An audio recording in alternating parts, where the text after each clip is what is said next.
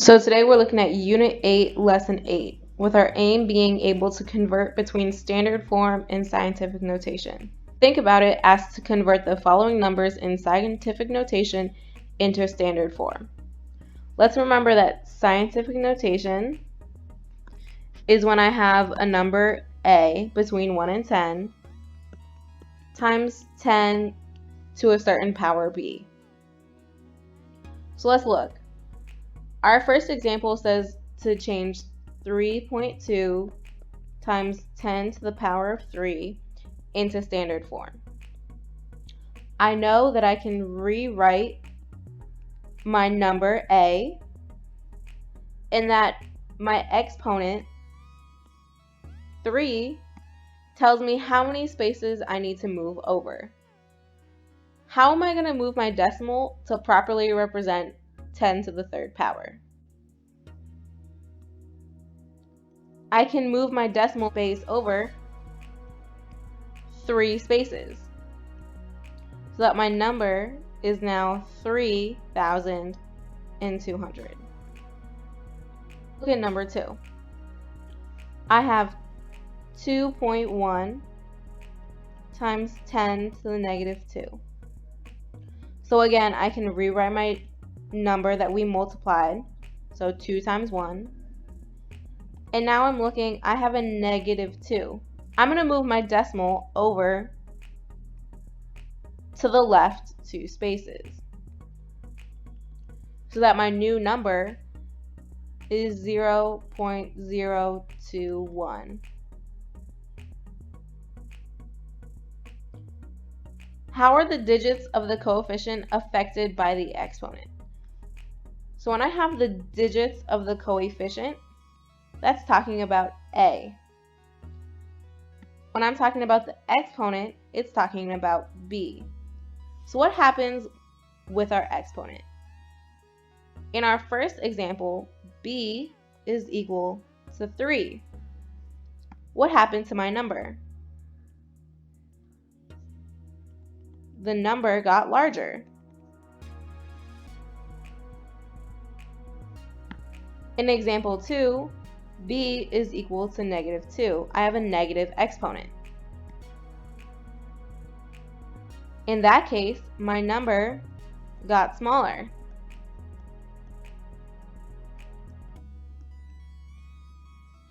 What relationship do we recognize between our exponent and the number itself?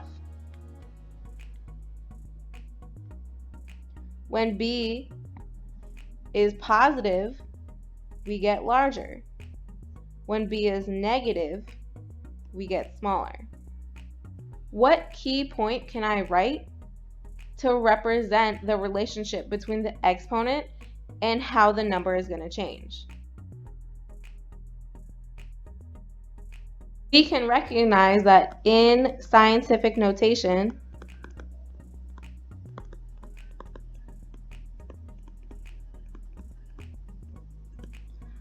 positive exponents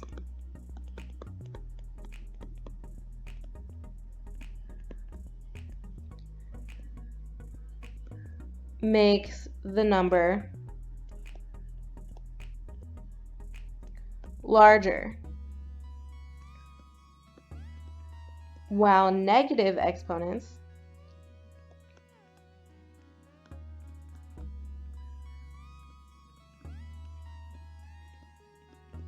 makes the number smaller. So we're going to use this rule throughout this lesson in recognizing how to convert between standard form and scientific notation. Go ahead and turn to your interaction with new material. So we're looking at interaction with new material. Example 1 says to convert 4.01 times 10 to the 5th into standard form.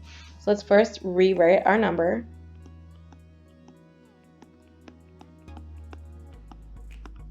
And look, we're in scientific notation right now, which means that I should be labeling what my value of A is and what my value of B is. I can see that our value of a is the number that we're multiplying times 10 to the power of something.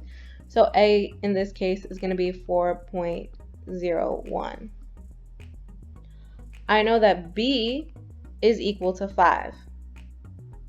According to our key point, positive exponents makes a number larger. So in this case, because I have 5, a positive exponent, my number should be getting bigger. We know that 5 is the number of spaces we move the decimal.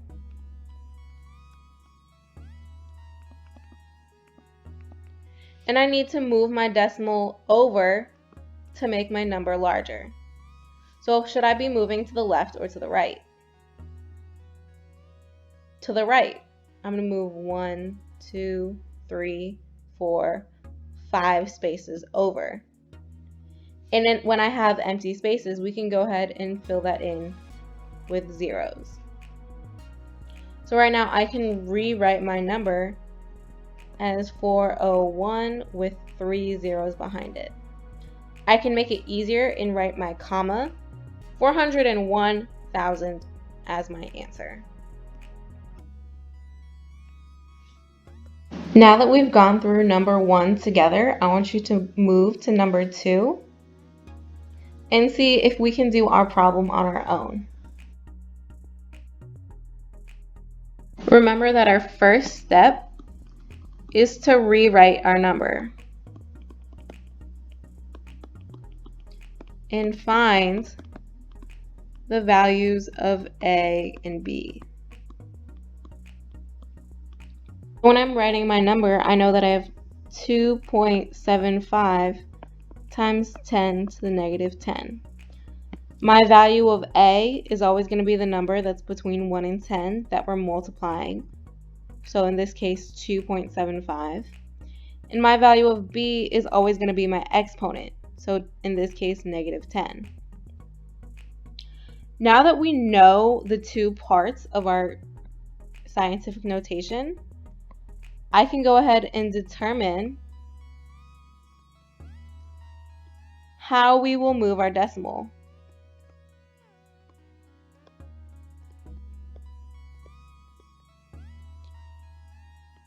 I know that a is our value, so 2.75, and b is equal to negative 10. According to our key point, is our number going to get bigger or smaller? We have a negative exponent, so our number is going to be smaller. That means our number will be smaller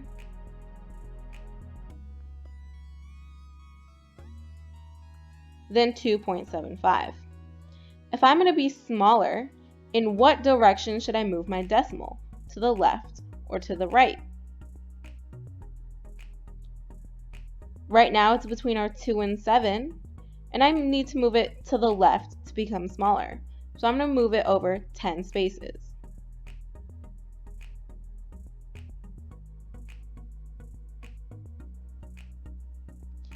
Now that I've moved my decimal place over 10 spaces, I can go back in and fill in all the empty spaces with zeros.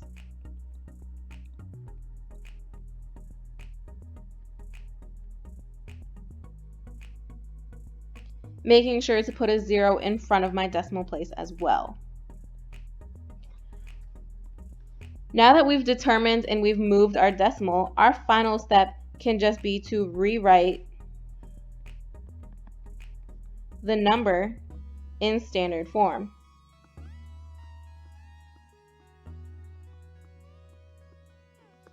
So we have our decimal with 9 zeros in front of the 275. And now I have my new number in standard form. Using these 3 simple steps, I want you guys to go ahead and complete your independent practice and exit ticket on your own.